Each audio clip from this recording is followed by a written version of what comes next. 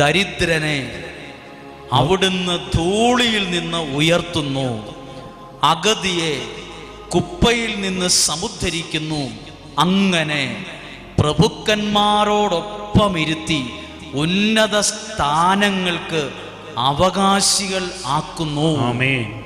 ദരിദ്രനും ധനികനുമാക്കുന്നത് കർത്താവാണ്.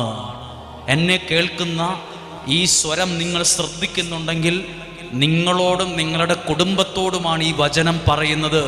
ഇപ്പോഴത്തെ ദാരിദ്ര്യത്തെ ഓർത്ത് മനസ്സ് വിഷമിക്കണ്ട, ഇപ്പോഴത്തെ ഇല്ലായ്മയുള്ള അവസ്ഥയോർത്ത് തകർന്നിരിക്കണ്ട.